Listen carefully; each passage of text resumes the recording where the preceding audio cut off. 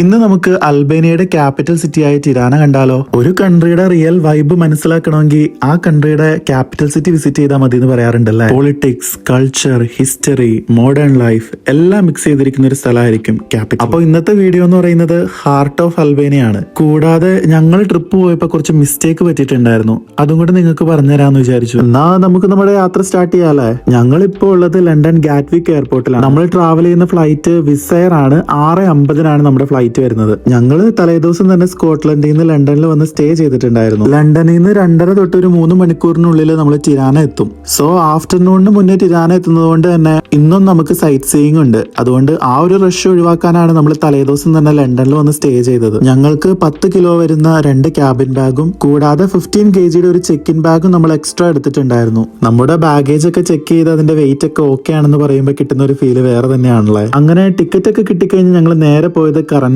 എക്സ്ചേഞ്ചിലേക്കാണ്. ഞാൻ പറഞ്ഞില്ലേ ഞങ്ങൾക്ക് കുറച്ച് അബദ്ധങ്ങൾ പറ്റിയെന്ന്. ഇതാണ് ഫസ്റ്റ് അബദ്ധം. ഞങ്ങൾ പെർ ഹെഡ് ഒരു 200 പൗണ്ട്, അതായത് ഒരു 400 പൗണ്ട് ടോട്ടൽ നമ്മൾ അവിടെ സ്പെൻഡ് ചെയ്യാനായിട്ട് എടുത്തിട്ടുണ്ട്. ഏകദേശം നാട്ടിലെ ഒരു 49,000 രൂപയോളം വരും ഇത്. നമ്മൾ പോകുന്ന അൽബേനിയയും മോണ്ടിനിഗ്രോയിലും യൂറോ അക്സെപ്റ്റ് ചെയ്തത് കൊണ്ട് നമ്മൾ യൂറോയിലേക്കാണ് കേട്ടോ മാറ്റിയത്. എക്സാക്ട് എത്ര യൂറോ കിട്ടുന്ന ഞാനിപ്പോ ഓർക്കുന്നില്ല, പക്ഷെ ഒരു 350-നും 55-നും ഇടയ്ക്കുള്ള യൂറോയാണ് നമുക്കാകെ കിട്ടിയുള്ളൂ. ഗൈസ്, പിന്നീടാണ് ഞാൻ ആ ചതി മനസ്സിലാക്കിയത്. നമ്മൾ ഏത് കൺട്രിയിലാണോ പോകുന്നത്, ബെറ്റർ നമ്മൾ ആ കൺട്രി ചെന്നിട്ട് കറൻസി എക്സ്ചേഞ്ച് ചെയ്യുന്നതായിരിക്കും നല്ലത്. അവിടെ ആയിരിക്കും നമുക്ക് ബെറ്റർ റേറ്റ് കിട്ടുക. ഞങ്ങൾ ടിരാന എത്തിക്കഴിഞ്ഞ് ജസ്റ്റ് ഒരു ക്യൂരിയോസിറ്റിക്ക് ഞാനൊന്ന് എൻക്വയറി ചെയ്തേ. അപ്പോഴാണ് ഞാൻ ചതിക്കപ്പെട്ട കാര്യം മനസ്സിലായത്. അതുകൊണ്ട് നിങ്ങളാണെങ്കിലും ഇനി ട്രിപ്പ് പ്ലാൻ ചെയ്യുമ്പോൾ നമ്മൾ ഏത് കൺട്രിയിലേക്കാണോ പോകുന്നത് ആ കൺട്രി ചെന്നിട്ട് കറൻസി എക്സ്ചേഞ്ച് ചെയ്യുന്നതായിരിക്കും ബെറ്റർ. ഇതാണ് ഞങ്ങൾ ട്രാവൽ ചെയ്യുന്ന ഫ്ലൈറ്റ്. മോർണിംഗ് 6:50 ആണെങ്കിലും നല്ല ഇരുട്ടായിരുന്നു കേട്ടോ ഞങ്ങൾ ട്രാവൽ ചെയ്ത് തുടങ്ങിയപ്പോൾ. ഫ്ലൈറ്റിൽ നിന്ന് എടുത്ത കുറച്ച് വീഡിയോസ് ആണ് കേട്ടോ ഞാനിപ്പോൾ ഈ പ്ലേ ചെയ്തുകൊണ്ടിരിക്കുന്നത്. പതിയെ ഇരുട്ടൊക്കെ മാറി വെളിച്ചമൊക്കെ വന്നു തുടങ്ങിയിട്ടുണ്ടേ. വേറൊരു കാര്യം എന്താണെന്ന് വെച്ച് കഴിഞ്ഞാൽ ഞങ്ങൾക്ക് രണ്ടുപേർക്കും വേറെ വേറെ സീറ്റായിരുന്നു കിട്ടിയിട്ടുണ്ടായിരുന്നത്. കാര്യം വിൻഡോ സീറ്റൊക്കെ ആയിരുന്നെങ്കിലും ആ ഒരു 2.5-3 മണിക്കൂർ എന്ന് പറയുന്നത് നല്ല ബോറിംഗ് ആയിരുന്നു. ഏകദേശം അൽബേനിയ എത്തിക്കൊണ്ടിരിക്കുന്ന ഒരു വ്യൂ ആണ് കേട്ടോ നിങ്ങൾ ഈ കണ്ടുകൊണ്ടിരിക്കുന്നത്. നല്ല ഓർഗനൈസ്ഡ് ആയിട്ട് അറേഞ്ച് ചെയ്തിരിക്കുന്ന പ്ലോട്ട് പോലെ എനിക്ക് തോന്നിയേ.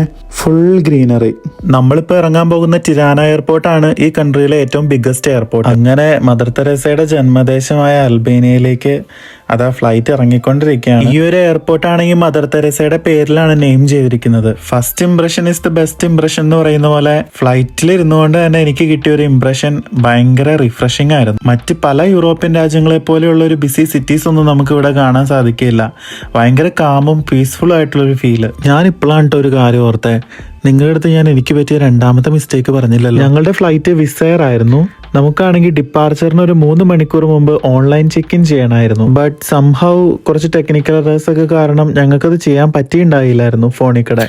ഞങ്ങൾ എയർപോർട്ടിലെത്തിയപ്പോൾ അവർ പറഞ്ഞു നമ്മൾ ഓൺലൈൻ ചെക്ക് ഇൻ ചെയ്യാത്ത കാരണം പെനാൽറ്റി അടയ്ക്കണം എന്ന്. എന്നാലും നമ്മൾ ഇത്രയും എമൗണ്ട് അടയ്ക്കേണ്ട വരുന്ന പ്രതീക്ഷിക്കണില്ല കേട്ടോ. 100 pound. That was shocking actually. So guys, especially നിങ്ങൾ low cost airlines like Wizz Air ഒക്കെ ട്രാവൽ ചെയ്യുകയാണെങ്കിൽ please double check the rules. Online checking ഭയങ്കര ഇമ്പോർട്ടൻ്റ് ആണ്. അതർവൈസ് നമ്മൾ അൺനെസസറി എക്സ്പെൻസ് ഒക്കെ നമുക്ക് ബെയർ ചെയ്യേണ്ടതായിട്ട് വരും.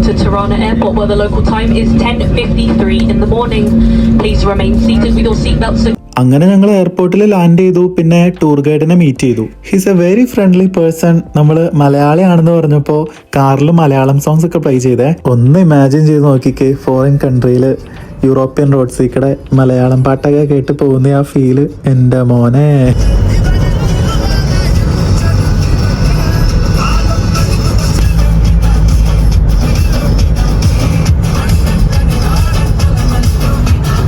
ടിരാനയിലേക്കുള്ള വഴി നല്ല സീനിക്കായിരുന്നേ.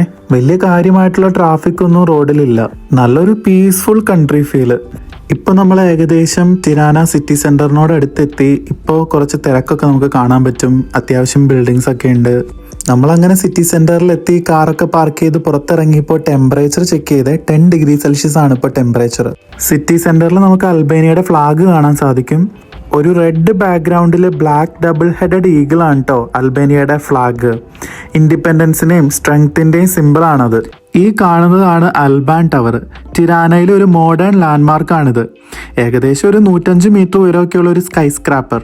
ഈ ഒരു കെട്ടിടത്തിന്റെ നൈറ്റ് വ്യൂ വളരെ അടിപൊളിയാണെന്നാണ് ഞങ്ങളുടെ ഗൈഡ് പറഞ്ഞത്. ഏകദേശം ഒരു 500 ലൈറ്റ് ഒക്കെ ഉപയോഗിച്ച് അത് രാത്രിയിൽ ഇല്ലുമിനേറ്റ് ചെയ്യും. ഇപ്പൊ നമ്മൾ നിൽക്കുന്നത് പിരമിഡ് ഓഫ് ടിരാനയുടെ മുന്നിലാണ്. ഈ പിരമിഡ് 1988 നിർമ്മിച്ചതാണ്. ഒറിജിനലി ഇത് അൽബേനിയയുടെ കമ്മ്യൂണിസ്റ്റ് ഡിക്റ്റേറ്റർ ആയിരുന്ന എൻവർ ഹോക്ഷയ്ക്കായിട്ട് ഒരു മ്യൂസിയം ആയിട്ട് ബിൽഡ് ചെയ്തതാണ്. ഈ പിരമിഡ് സ്ട്രക്ചർ എന്ന് പറയുന്നത് ഒരു അതോറിറ്റി അല്ലെങ്കിൽ ഒരു പെർമനൻസിനെ ഒക്കെ റെപ്രസെന്റ് ചെയ്യുന്നതല്ലേ. ഒരു ഫോർ എവർ ലീഡർ എന്നൊരു ഇമേജ് ക്രിയേറ്റ് ചെയ്യാനായിരുന്നു ആ കാലത്തെ പുള്ളിയുടെ ഇന്റൻഷൻ. ബട്ട് ലേറ്റർ കമ്മ്യൂണിസം ഒക്കെ കൊളാപ്സ് ആയതിനു ശേഷം ഈ ബിൽഡിങ്ങിന്റെ പർപ്പസ് അങ്ങ് മാറി. മ്യൂസിയം ആയിട്ട് പ്രവർത്തിച്ചത് നിർത്തി ഇപ്പോൾ എക്സിബിഷൻ ഹാള്, കോൺഫറൻസ് സെന്റർ ഒക്കെ ആയിട്ട് അതിപ്പോൾ ഉപയോഗിക്കുന്നത്. ഈ ഒരു പിരമിഡ് ഓഫ് ടിരാന കയറാനായിട്ട് ഏകദേശം ഒരു 100 മുതൽ 120 സ്റ്റെപ്പ് വരെ ഉണ്ടെന്ന് പറയാം. കാരണം പല സൈഡിൽ കൂടെയും പല സ്റ്റെപ്പുകളാണ് കേട്ടോ വരുന്നത്. പിരമിഡിന്റെ ടോപ്പിൽ എത്തിക്കഴിഞ്ഞാൽ ഈ ടിരാന സിറ്റിയുടെ ഒരു പനോരമിക് വ്യൂ നന്നായിട്ട് കാണാൻ പറ്റുമേ. എസ്പെഷ്യലി സൺസെറ്റ് ടൈമിൽ ഭയങ്കര ബ്യൂട്ടിഫുൾ വ്യൂ ആണ്. മുകളിൽ നിന്ന് നോക്കിക്കഴിഞ്ഞാൽ നമുക്ക് കാണാൻ സാധിക്കും ഫുട്ബോൾ നാഷണൽ സ്റ്റേഡിയവും അതിൻ്റെ അടുത്ത് മാരിയറ്റ് ഹോട്ടലും കാണാൻ പറ്റും. അത് കഴിഞ്ഞിട്ട് ഈ കാണുന്നതാണ് ട്വിൻ ടവേഴ്സ്. നമ്മൾ നേരത്തെ കണ്ട അൽബാൻ ടവർ, അതേപോലെ തന്നെ അതിൻ്റെ അടുത്തായിട്ട് ഓർത്തഡോക്സ് കത്തീഡ്രൽ, പിന്നെ അൽബേനിയയിലുള്ള റോമൻ കാത്തലിക് ചർച്ച്, അതായത് മദർ തെരേസ സേവനമൊക്കെ ചെയ്തിരുന്ന ആ ചർച്ചാണ് ഈ കാണുന്നത്. ഈ കാണുന്നത് ഇവിടെയുള്ളൊരു വലിയൊരു മോസ്കാണ്. ടിരാനയിലെ പ്രധാനപ്പെട്ട ഒരു കാത്തോലിക് ചർച്ചിന്റെ മുമ്പിലാണ് നമ്മളിപ്പോൾ എത്തിയിരിക്കുന്നത്, saint Paul's cathedral. Traditional European ചർച്ചുകളെ പോലെ വലിയ ഡെക്കറേഷൻ ഒന്നുമില്ല, ഒരു സിമ്പിൾ ആർക്കിടെക്ചർ ആണ് കേട്ടോ സെന്റ് പോൾസ് കത്തീഡ്രലിന്. അൽബേനിയക്കാരുടെ വലിയൊരു അഭിമാനമാണ് മദർ തെരേസ. ഇന്ത്യയിൽ ഒരുപാട് സേവനം ചെയ്തിട്ടുണ്ടെങ്കിലും ഒറിജിൻ വരുന്നത് അൽബേനിയാണ്. അതുപോലെ തന്നെ പാരന്റ്സും അൽബേനിയക്കാരാണ്. കത്തീഡ്രലിന്റെ പുറത്തായിട്ട് മദർ തെരേസയുടെ സ്റ്റാച്യു നമുക്ക് കാണാൻ സാധിക്കും. അകത്തേക്ക് പോയി കഴിഞ്ഞാൽ പീസ്ഫുൾ ആയിട്ട് പ്രെയർ ചെയ്യാനായിട്ടുള്ള ഒരു അറ്റ്മോസ്ഫിയർ ആണ് കേട്ടോ. അകത്ത് ഫുൾ സൈലൻസ് ആണ്. അതുപോലെ സോഫ്റ്റ് ആയിട്ടുള്ള ലൈറ്റും സിമ്പിൾ ആയിട്ടുള്ള ഒരു അൾത്താരയും എല്ലാം കൂടി ഒരു സ്പിരിച്വൽ കാം ഫീൽ നൽകും. ഫോറിൻ കൺട്രിയിലായാലും ആ ഒരു പ്രാർത്ഥനാ നിമിഷം ഭയങ്കര ക്ലോസ് ടു ഹേർട്ട് ആയിട്ട് തോന്നിട്ടോ. ചർച്ചിന്റെ അകത്ത് നമുക്കൊരു സിമ്പിൾ ബാക്ക്ഗ്രൗണ്ടിൽ മദർ തെരേസയുടെ ഒരു ഗ്ലാസ് ആർട്ട് വർക്ക് കാണാൻ പറ്റും. മദർ തെരേസയുടെ ഹ്യൂമിലിറ്റിയും അതുപോലെ തന്നെ സർവീസും റെപ്രസെന്റ് ചെയ്യുന്ന ഒരു റെപ്രസെന്റേഷൻ ആണ് കേട്ടോ അത്. ഈ ഒരു ഗ്ലാസ് വർക്ക് വെറുതെ ഡെക്കറേറ്റീവ് പർപ്പസിന് മാത്രമല്ല, ഇറ്റ് ടെൽ സ്റ്റോറീസ്. ബൈബിളിലെ ഇമ്പോർട്ടൻറ്റ് മൊമെന്റ്സും ഫെയ്ത്തും സാക്രിഫൈസും എല്ലാത്തിൻ്റെ ഒരു സിംബോളിസം ആയിട്ട് കാണാൻ പറ്റും.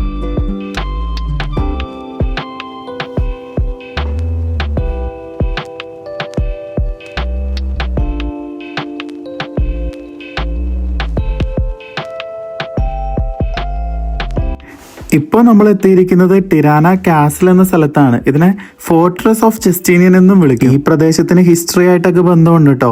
ഇവിടെ കാണുന്ന 6 മീറ്ററോളം ഉയരമുള്ള ഈ പഴയ വാൾസ് ഒക്കെ ഒട്ടോമൻ കാലഘട്ടത്തിന്റെ അവശിഷ്ടങ്ങളാണ്. ഇത് ഇപ്പോൾ ഒരു പെഡസ്ട്രിയൻ ഓൺലി ഏരിയ ആണ്. കാർ ഒന്നുമില്ല, ഫുൾ വാക്കിംഗ് സ്പേസ് ആണ്. ഒരു ഈവനിങ് ടൈം ഒക്കെ ആകുമ്പോൾ ഫുൾ ലൈറ്റ്സ് ഒക്കെ വരുമ്പോഴത്തേക്കും ഭയങ്കര ബ്യൂട്ടിഫുൾ ആയി മാറും. ഞാനിവിടെ ട്രഡീഷണൽ അൽബേനിയൻ ഡ്രസ്സ് കണ്ട്, ബ്രൈറ്റ് കളേഴ്സും എംബ്രോയിഡറി വർക്കൊക്കെ ആയിട്ട് നല്ല യുണീക്ക് ആയിട്ടുള്ള ഡ്രസ്സ്. എസ്പെഷ്യലി വുമന്റെ ഡ്രസ്സൊക്കെ നല്ല ഡീറ്റെയിൽഡ് ആയിരുന്നു. ഇവിടെ നല്ലൊരു വൈബ്രന്റ് വൈബാണ്. കപ്പിൾസും ഫാമിലീസും ടൂറിസ്റ്റും എല്ലാവരും ഇവിടെ കാമായി വോക്ക് ചെയ്ത് ടൈം സ്പെൻഡ് ചെയ്യുന്നുണ്ട്. ഈ കാണുന്നത് സിറ്റി സെന്ററിന് അടുത്തായിട്ടുള്ള ഒരു ഓർത്തഡോക്സ് ചർച്ചാണ്. ഞങ്ങളുടെ അൽബേനിയൻ ട്രിപ്പിന്റെ ഫസ്റ്റ് ഡേ ഒരു തീർത്ഥയാത്ര പോലെ ആയിരുന്നു. ഒരുപാട് ഭക്തി സാന്ദ്രമായ സ്ഥലത്തേക്കിടെയൊക്കെ ഞങ്ങൾ പോയി. വെഡിങ് ആനിവേഴ്സറി ഒക്കെ പ്രമാണിച്ചുള്ള ട്രിപ്പ് അല്ലേ, ദൈവം ഇത്രയും നടത്തിയതിൽ നന്ദി പറയേണ്ടത് അത്യാവശ്യമാണല്ലോ. കത്തീഡ്രലിന്റെ അകത്തുള്ള ഡോം സ്ട്രക്ചർ വളരെ മനോഹരമായിരുന്നേ. വൈറ്റ് ഇന്റീരിയറും കാം ലൈറ്റിങ്ങും ഒക്കെ കൂടി ഒരു പീസ്ഫുൾ ആയിട്ടുള്ള അറ്റ്മോസ്ഫിയർ ആയിരുന്നു. നമ്മളൊരു ക്യാൻഡിലൊക്കെ ലൈറ്റ് ചെയ്ത് പ്രാർത്ഥിച്ചു.